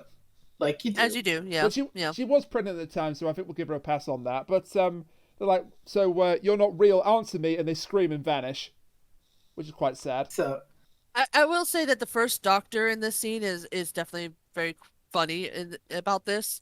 So obviously the tower's going to try to do the same thing, and Tegan's all like, oh, I feel terrible here. This place is awful. And the Doctor's like, I don't fear anything. I'm old. Fuck that shit. I don't give a fuck. It begs the question, who would he have seen? Because I do know that several other companions were planned to appear in this. Who? Ian? Oh, that would have been neat. Polly. That would have been neat. They couldn't get Ian declined. Polly was out of the country at the time. They couldn't contact her. Others that were contacted: Harry Sullivan. Imbecile. He was in New Zealand at the time. Katie Manning. Oh, But she was in Australia at the time. All these Doctor Who people, as soon as they finished the show, left England as quick as possible. It sounds like. Well, they had to get a career somehow. Sure, not gonna find one in England. Bye. Well, Fraser Hines did, but yeah. So the cameos are over. I like the fact that he doesn't get an illusion. If Tom Baker had been here, I wonder who he'd have seen. Adric. Or Romana. Adric. Leela. Oh, Leela, yeah. She was contacted but turned it down. She didn't want to do it, so believe it or not. I would have liked it to be Adric, because then they could have this scene where Adric basically blames the Doctor for not saving him. Oh God! Fuck! And really tear at the heartstrings of everybody who wanted Adric killed. You monsters! That's the real reason why the Fifth Doctor's not in the tower, because he doesn't get an illusion scene. Oh fuck! Because his only illusion could have been Adric. Yeah. Yeah, or Nissa, but she just left. So. Yeah. I mean, well, yeah, Adric and Nissa, maybe, but like, yeah, that would be fucked up. Huh? Yeah, but again, they were never contacted. So Nissa was the one who left because she wanted to help everybody, right? Yeah. Yeah, the plague thing. Well, she had a nice gentle leaving. Like I don't know how everybody else left, but from what you told me, at least Zoe, at the very least, she had her mind wiped, so that could be something that would be quote unquote traumatic to the Doctor. Yeah. And it seems Yeah. like that's what the illusions were meant to be, was something traumatic. The illusions were just fan service, really. Basically, Well, yes. yes, but in context of the story, they were supposed to be something that they would fear. The second one works. The So- first one is just a distraction to keep him away from where he's not supposed to be. So like, I think they were also trying to separate him from Sarah say, because they kept saying, doctors, all the other doctors are here waiting for you around this corner, and he doubles back. yeah, but I think they were also trying to keep him away from Sarah because they were like, oh no, you stay here, we'll go get her. Yeah, and at some point he thinks that Sarah might be an illusion as well, but no, she's real enough. Yeah. So, one and Tegan finally make it to the central area of the tower, the Tomb of Rassilon, and the others all make it here too. And they start like checking out ancient stone tablets to figure out what the hell's going on here. 2 and 3 I love start this bickering bit. with each other because of course they do. Of course. I love this bit because while we have these three old fogies talking to each other about this pedestal, we also have the Brigadier, Sarah, and Tegan just get together and be like, yeah, we're used to this. They get to do all the fun stuff while we sit So on the this is sideline. interesting here. That I don't know if you know this, but the Brigadier recognizes both of them. Now Sarah, obviously, because she was part of UNIT or worked with UNIT, but Tegan he knows because of the first part of the Black Guardian trilogy, the only one we haven't done yet, Modern Undead, which has the Brigadier in it. So Tegan met the Brigadier. Debut. Yeah. So Tegan met him earlier, so that's how he knows her. So that's the thing. But yeah, they basically just sit around saying, bitching about their doctors. It's just like, oh, look at that. They went off and I just love that because it harkens back to when Sarah and Sarah Jane and Rose were talking to each other later on in, what was it, Doomsday? School reunion. School reunion, that's it. I don't know episode titles. All I know is I remember that part of them laughing at the 10th Doctor, and it was hilarious. That's a good one. One of the few good Toby Whithouse episodes. Yeah. I'm prepared to give Whithouse a pass now because of that amazing dunk he did on his own episode, The Lie of the Land. I mean, I'll give him a respectful nod for his. I would say he's not the best of writers, but he's not a terrible person. No, he just wrote a Doctor Who I didn't like. As far as we know, he's not a terrible person, unlike some writers I could mention. Yeah. Also, I don't remember. Was Doomsday the one where Sarah, or not Sarah, but the one where Rose came back from the alternate universe? Oh no. Doomsday, she left. That's the one she left. Okay.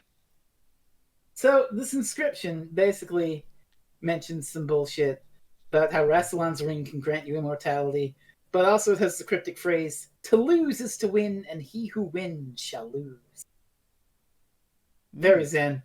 But after all this, the Master comes in with his like laser gun or whatever. It's like, ha ha! Thank you for translating the inscription. Now I'll get the power of immortality. And all while he's monologuing, you can just see Nicholas Courtney shuffling behind him in the background. And he walks us up, and he just says, "Nice to see you again," and decks him in the fucking face. Yeah. Knocks him out. The Brigadier Duggins him. Yeah. Duggins, we did it! Play of the game. Yay! Play of the game, the Brigadier. We made it a thing. We made it a thing now. Oh, jeez. And he really does dug at him because he's out cold. He's out. Yeah, he's out. So the ladies tie him up as well. So we should mention what's been going on Gallifrey during all this, but I'm just pairing it all together because it's sort of done piecemeal. Yeah. The Doctor's looking for Barusa, heads back to his office. He's not in there. He asks the guard, "Where's Barusa?" "Well, he should be in there. I mean, I've been guarding this door the entire time and he didn't leave. So what the fuck's going on?" So the guards go to do a search of the Capitol, and the Doctor's just looking around. He checks the teleporter. He's like, "Well, it's drained he power." like immediately knows that obviously Barusa left through some other means, so he's like checking for secret panels and all that. Check the teleport. That has no power, so he couldn't do it. And then he sees the Harper Rassilon, which I guess is just an ancient Time Lord thing. And he's just playing, and he's like, "Do you have some sort of secret to you, and it looks on the wall, and like not a foot away from the harp is a painting of a guy playing the harp and looking at sheet music. Not just a And the guy. Actually, doctor's like, Rassilon, apparently. It's Rassilon No, it's playing the Barusa. harp. "What's Is it? Barusa?" I think Yeah, it's I thought it was Barusa. Rassilon. It looks like Barusa, but maybe it's Rassilon. But So I don't know. the doctor's like, "Aha!" and he plays the song on the painting, and that opens the secret entrance, which is a little silly, to be honest. It's like if I had a safe here and I had the number 1945 on a painting on the wall next to the safe. It's very Legend of Zelda. Very Zelda. please, we know the code is 11037. Which I was kind of amused. I was kind of amused by this part because during the part with the incredible jumping robot, all I could think of was every single time he jumped, going yeah. God. It's Mario. Seriously, put that over clips of that robot jumping around. It fits really well. What the hell is Just have Mario going Yahoo! Yahaha is a little sound clip from one of the Legend of Zelda games. I'll link it to you later. Okay. So inside the Oh secret god, the entrance. chorus. Oh god. So inside the secret entrance that the Doctor unlocks, it's that mysterious shadowy room with all the figurines. Barusa was behind it the entire time. What? Oh no, nobody like ever that. saw this coming. It's not like Kat said it 45 minutes ago. I never saw this coming. What a coincidence. Yeah. The And Barusa's- president of the Time Lords happens to be an asshole stick. And Barusa's grand plan is, I want to be immortal so I can be the president forever. Yeah, Yeah. great plan. Also, he has a crown on that allows him to control people's minds. The coronet so of he Rassilon. does that to the Fifth They Doctor. name a lot of things after Rassilon in this society. Yeah. There's at least one big Finnish audio that takes the piss out of this. And I think it's the Eighth Doctor saying, "Oh, this is Rassilon, that of Rassilon. What's next? The back scratcher of Rassilon?" There's something to that effect. If you said the Urano of Rassilon, that would have been amazing. Rassilon has a child and names it after himself, so Rassilon. The Rassilon of Rassilon. Yeah. Anyway, with the coronet of Rassilon, Barusa activates the spell card Brain Control and takes over the Fifth Doctor. And yeah. I play Pot of That Greed in activates the defense other mode. Doctor's trap card, the power of friendship. Well, that's in a second. I play That's in Pot a of Greed in attack mode. I play Pot of Greed, which allows me to draw 3 cards from my deck. Barusa, basically, his whole plan here was send the doctors into the death zone, have them deactivate all the booby traps and shit, and get a link to the tomb of Rassilon once they deactivate the force field, so then he can swoop in, get the immortality, president forever, ha ha ha ha. Yeah. It And should, so- should be pointed out at this stage that the third Doctor frees off the force field surrounding the TARDIS by reversing the polarity, because of course he does, because this is a fan service the episode. Because that's what he does, yeah. And just as the bomb goes off, the TARDIS gets out of there. Yay. Lucky. Great. So he has himself and the Fifth Doctor teleport there. And the companions immediately are like, wait, what the hell's going on? And Barusa is just like, be quiet! And he just freeze frames them with the coronet of Rassilon. Apart from Nicholas Courtney, who wasn't having that shit, because he clearly moves. So he's just like, haha, I've got the power now. Yeah, people have When sort you of had look ways at of swimmer issue- saying, well, you know, he's from UNIT, he probably had like training to resist hypnotism. Probably, but No, he didn't. He really- just goofed, but it's fine. It's funny. Anyway, the whole point here is that Bruce is like, haha, now I'll get the power. Who are the guards gonna believe? The president or the infamous renegades? Also, And I'm sure Caroline Ford was delighted when she found out that good news, you're out the TARDIS. Bad news, you've got to stand still now. So while we are here, I need to talk about something with this guy's plan. Okay. So earlier we had the Castellan and he got shot and murdered, right? Yes. Yep. 1, when did he ever communicate this to his guards? And 2, that means that they still have a traitor within the guards that nobody talks about or deals with. No, I can explain that. Go ahead. Barusa uses the coronet to hypnotize all the guards. But he's Okay. not wearing it at the time. That you And know of. maybe he did it. I don't know how the coronet works. I was going to say, does he actually have to be wearing it for the link It to looks like continue? he has to be wearing it for it to work, because Alright. otherwise he would just be mind controlling people all over the place.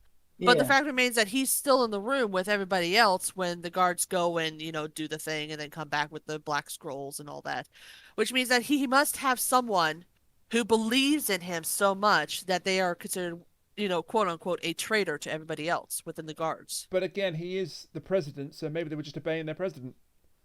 Yeah, but even then, I'm sure the guards would be like, you want us to do what now? And again, maybe this is where Maxwell was going to come into it, but he doesn't. Who knows? Either way, it seems like a little bit of a plot hole for me. And it's like, maybe if they had said something about how they apprehended a couple of guards who were, fervent Barusa fans or something like that. Yeah. No, So Barusa, he's our man. He can't do it. No one can. But it's just a little weird that at the end, they come through with all these guards and, like, nobody mentions that. that made me think of Aladdin. Barusa, he's our man. If he can't do it, great! But basically what happens here is the Fifth Doctor's still sort of brainwashed, but the 1, 2, and 3 all like unite their mental force to break him out of it. And Power he of waltzes friendship. over to them, and power of friendship, yeehaw, and he's back. Friendship is magic. Barusa, now it's 4 against 1. But before they can really do anything, the floating head of Rassilon appears. Incoming message from the big giant head. And so Barusa's ready to claim his immortality. Everyone is like, no, Rassilon, don't give him the immortality. But the First Doctor already has this shit all figured out. And he's just like, no, Rassilon, it's exactly like it says. Barusa deserves immortality. Oh no, it's the worst thing is he doesn't have it all figured out. Because afterwards he says, oh, now I get it. Oh, he does, but he's like... He hasn't puts a figured out lot when he of says that. this. Yeah. But he's still, like, doing it on the fly, so It's it's like... apparent betrayal of his other selves. It's not a betrayal, as you'll find out momentarily. Yeah. And then So this it's- is just it's- great. This is just wild. Oh, God. This is go ahead. horrifying. Oh, yeah. But you want to go, who wants to go into it? May I? I'll go into it. All right, Cat. Go Or ahead. Go Rain ahead. can, No, whoever. Cat, go ahead. Go ahead. All right, so Barusa steps forward. And he's like, I wish for immortality. And everybody else is like, no. And the First Doctor's like, yes, give it to him. So Rassilon tells Barusa, take the ring from my body and put it on. And then the most horrifying thing happens where Barusa can no longer move. And on the side of Rassilon, a plinth, I guess you could call it, there are these little carvings of Time Lords and the usual Time Lord get up with the cool, weird collars and everything. But the weird thing is, there's one place that is perfectly empty. And then all the other Time Lord statues sort of shift and change. And now there are real people's faces with these bloodshot eyes, painted as if they were stone, looking out terrified. Yep. That's the immortality that Rassilon is giving these people, to forever live as a stone statue on the side of his tomb. Barusa got love and monstered. Oh, God. Fuck. He really did. Well, at least So At the Monsters- very least, he will not have a. Yeah, Yeah. true. At least Ursula can actually, exist. Yeah, this is true. But it's like, this is a horrifying scene because obviously these are assholes who thought they were so important that they had to risk people's lives and decide to go and get immortality. So, Rassilon's a dick there, where he's like promising immortality and trapping them and everything. And, Well, they're dicks too, yeah. but His it's plan just is just terrifying. to suss out whoever wants immortality and get rid of him. Yeah. What a dick. He's actually protecting Gallifrey.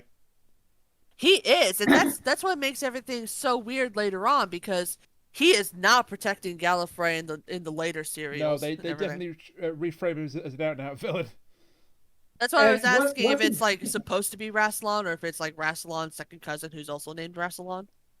It could be that No, it's a different wrestle-on, but I don't think it's I ever think he answered. tracks with Rassilon being a big. Anyway, once all that happens, he turns to the doctors and is like, "What about you guys? Do you want immortality?" Nope. We're good. We're good. All they ask for is to go back to their proper times and places, and to have the Fourth Doctor freed from this time warp, and also, send back the Master. Just yeet him out of there. Yeah, they don't actually ask for the Master to be free, but he just does it anyway. Works a lot better than the Time Monster version. He says something like, his sins will catch up with him, or something along those lines. His sins will find their punishment in due time. So spoilers, they never do, but... Thor and Romana get released from the time warp and more archive footage from Shada, and they head off in their own time. Which I will say, kudos to the person who took the stock footage, because when we last saw them before they were taken, the Fourth Doctor was falling off the gondola. When we get back to them, he's fallen onto the street instead. Yeah. Well, they've joined two completely different scenes. Oh, I know, but they still picked really well, because they picked one where he started falling and then one where he finished falling. Yeah, that's actually fun really fact on the extended edition. So they tried. It's different footage. Yeah. Really? I don't know what it is, but it's different footage of those two clips. I don't remember. I don't remember offhand what footage it is. It's obviously from Shada. I ain't checking. I don't know. Anyway, the First Doctor basically explains his plan. Oh yeah, I basically sussed out that Rassilon was a giant asshole. So I let Barusa have what he wanted. Stay on that stone slab. That's what they meant by to lose is to win, and he who wins shall lose. Yep. So everyone says goodbye to each other now. The second and third Doctors mock each other for a little bit more, because of course they do. And it's like goodbye. Yeah, and then after all the goodbyes have been said, the Brigadier gets another fan service line. Splendid fellows, all of them. And at this point, it's just the Fifth Doctor, Tegan, and Turlough left, and Chancellor Flavia and all the guards come in. And it turns out that the Fifth Doctor, in Barusa's absence, is going to be made president of Gallifrey. Oh, and of course, yay. The Doctor's like, great. You know what? That sounds fantastic. I can't leave my TARDIS here, so I'm going to take that back. While I'm traveling, why don't you go ahead, go back? You have absolute power while I'm gone. So just go ahead and do that. Don't follow me. Everybody else stay here. I'm your president. And then Yeah. So Tegan and Turlough are just like, well, I guess that's goodbye. And Turlough is snarky, and he's just like, well, I suppose the Time Lords will find a proper TARDIS to take us back to Earth, huh? One that they can actually steer. Yeah. And Five is just like, who said we were going back to Gallifrey? But I thought you said that she was in charge until you came back. And who said I was coming back? As Tegan puts it, you're choosing to run away from your own people in a rackety old TARDIS, and he says, why not? After all, that's how it all started. Oh, that's a nice. The end of the that's episode, nice. And the credits music is even like the original theme, and then it bleeds into the '80s theme. Yeah, which nice. is It's a slightly nice. different remix that's never been heard before. Yeah, or again. And that is the Five Doctors. Yeah, before we get to the summing up, Bruce's fate is expanded upon in the expanded universe, so he actually does come back. Oh. At some point, Rassilon brings him out of the stone to help. He goes back in it, but then at some point he escapes from his immortality prison, and gets turned into a probability engine in one of the War Doctor audios. Oh, what? And finally gets to die. What? What the fuck? Rassilon turns him into a basically a Time Lord computer, a living computer. Okay. And eventually he's like, well, I'm going to die, but I want to die because this is horrific. Oh, better than nothing. Sign me up. Interesting. So, yeah. I think it's probably best to lift off his horrible fate in the Five Doctors, because he's never mentioned again apart from the Timeless Children. The Sasha Dewan is like, yeah, and Barusa. I wonder how that old slab's doing. He's a real chip off the old block, you know, Doctor? Oh, God. Oh, we took him for granted. Stone the crows. Right, so I'd like to go last on the summing up because it was my pick. All right. Okay. Cat, why don't you go? I had actually seen this one before this, so this was something I came back to, and I had just as good as a time as I had last time. Obviously it has all the fan service of, look, it's this person, and look, it's that person. But, it doesn't let that destroy the story, which a lot of these things tend to do. So, it had a good plot. There were some things that should probably have been explained a little bit more, but I can understand that, they probably had only so much they could cram into this, what was it, hour-long time slot or so. Obviously there's some logistical problems where they didn't have certain people, and, it's not technically a five-doctor story. But otherwise, I really enjoyed it. I like seeing the master. I like seeing all the doctors. I really love the scenes where the doctors get to snark at each other because that's always fun. Um, and, otherwise, I had a very fun time with this one. I love it. I mean, it's fine. Like, it's not my favorite Fifth Doctor story. It's not my favorite multi-Doctor story, but it's fine. It does perfectly what it's set out to do. It's the 20th anniversary. Let's have some fun. Here's some callbacks. Here's some stuff. Just, have a good time. It's fine for that. I mean, some elements are better served than others. Case in point, Susan kind of gets a bad rap here, but well, other than that, you've got some good stuff, some weird stuff. It's a decent Doctor Who story, a decent anniversary story. Not as good as, say, Three Doctors or some other stuff, but it's fine. It's out there. It's enjoyable. You can have fun with it. Yeah. Give it a watch. I Go think ahead, you're Brandon. right. I think you're right that Three Doctors is the better anniversary story. But there's still quite a bit to like about this one. I think the Master's fantastic, despite the fact he just gets owned constantly. I think the bitchiness between the various Doctors is great. There are some bits that I don't like. The absence of Tom Baker hurts it. I'm sorry, it just does. It's hard to call this the Five Doctors and then not have Five Doctors in it. And funnily enough, Yeah. the original working title of this was The Six Doctors. And the Sixth Doctor would have been a robot imposter of one of the Doctors. The first Doctor. I don't know if it was the first Doctor or not, but yes. No. I was watching the special features. It was the first Doctor. Okay, so harking back to the chase, that makes sense. Yeah, that's what I was thinking too. Yeah. But if Tom Baker didn't sign up, then they had to do something around it, and that's fair enough. Yeah. Also, some of the acting is not the best. I'm thinking of the Castellan, and I'm thinking of Richard Herndl. And the bits where he's like nasty to Tegan and then nasty about his successors, it's just a bit weird. But the fact that he didn't actually, study how Hartnell acted kind of makes sense now in hindsight. There's if I can cut in for a bit, there's one thing that's interesting is that back in before the Fifth Doctor debuted, they did this thing where they re-aired old episodes to build up hype, and the first Doctor episode they aired, given the repeat, was the very first story, Unearthly Child. And do you remember how the first Doctor wasn't that kind of an asshole? Yeah. Yeah.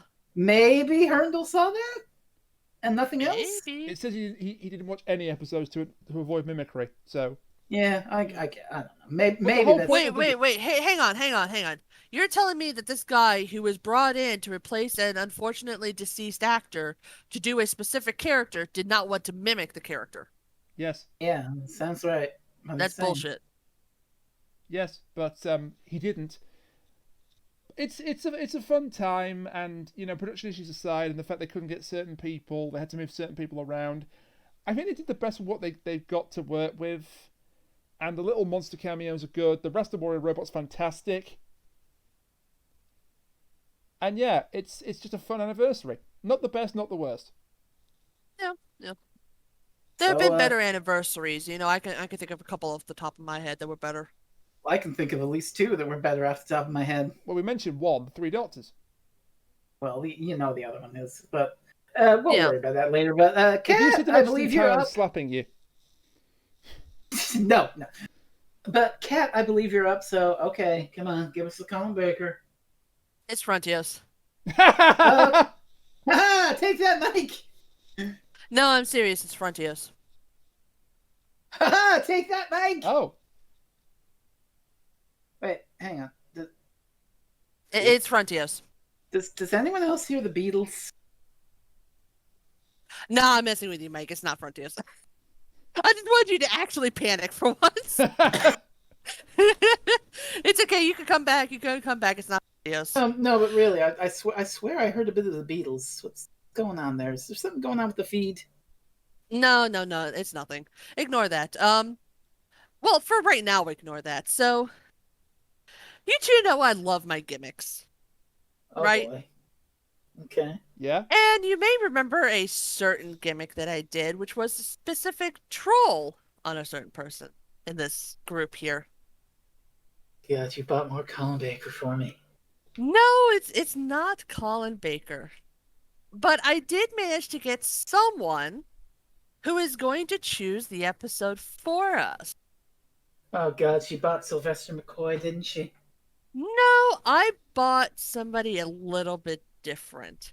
She actually has a big part in this, this episode.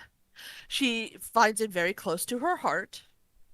And it's something that, she just really, really enjoys.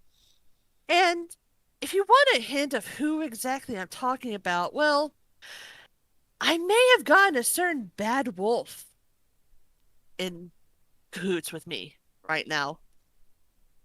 Billy Piper? So may I introduce you all to my special guest who is going to choose our episode? She did have a little bit of trouble. She did have to find a way to communicate with us. So if you could just please give her a little bit of, leeway.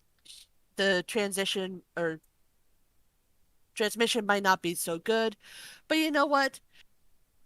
There it is. Okay, here she is.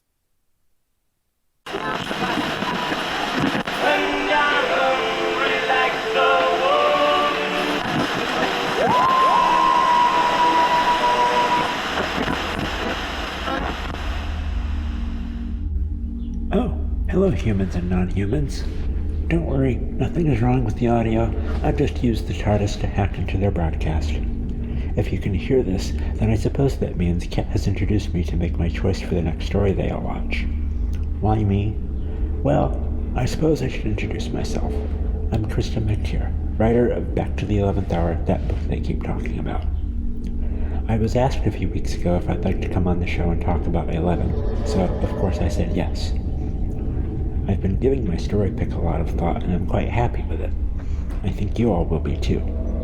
Because it's not just any story we'll be watching, but a very special one. There's not just one doctor, but 13. It changes everything we know about that impossible, wonderful alien in a box without changing anything else. It's a story like no other, for an anniversary like no other. It's the Day of the Doctor, the 50th anniversary special. I love it, and I can't wait to talk about it with Rainiac, Cat, and Fresno. Hello? Hello? Oops, looks like I got caught. Probably the money paw prints I left on the glass floor. Get out of there! Get out! I should probably run, but before I forget, please buy my book and check out my blog The Wolf's Den for more of my Doctor Who essays. See you in the future, everyone.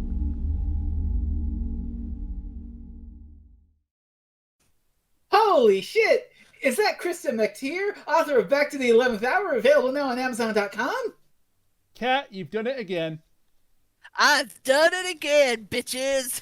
Oh shit!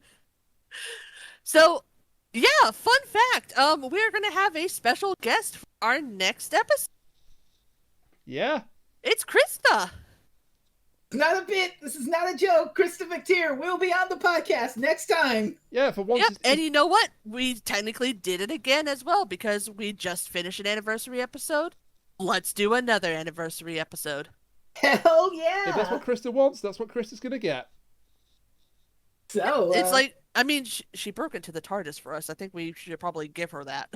well, hopefully that doesn't get us into shit. So Oh no, it absolutely will because we've got to thing going on with the doctor. Don't ask. Don't ask.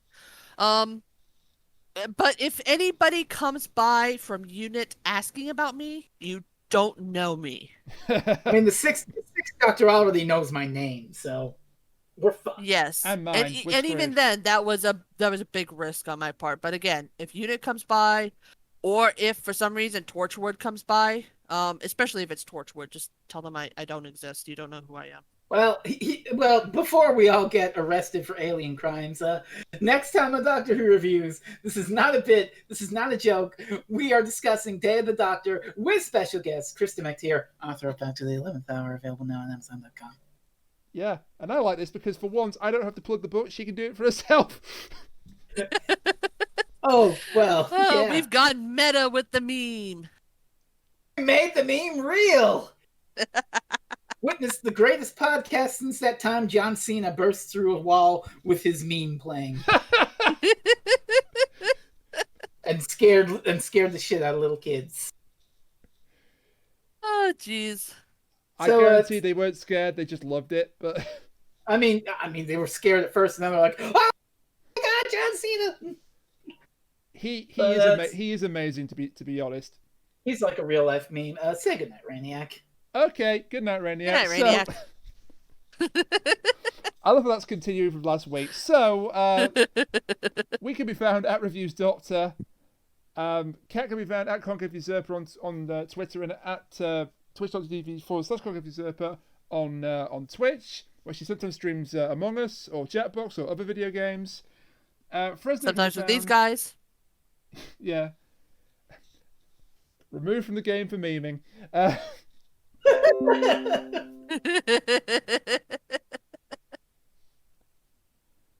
It was worth every second of that. Fresno can be found at Freezing Inferno. I can be found at Reniac the Maniac. And all that remains is to thank you, the audience, for listening to us talk about the 5 Doctors. And it's the 3 Doctors. Keep it going. The 5 Doctors. Thank you to you, battery saver. Tell me I've got 46 minutes of battery remaining before the laptop turns off. Thank you to Freezing Inferno and to Kat for talking about the 5 Doctors with me. Thank you to Krista McTeer for the surprise cameo at the end there, and for agreeing to join this madhouse next week. And we'll see you next time with special guest Krista McTeer for the Day of the Doctor.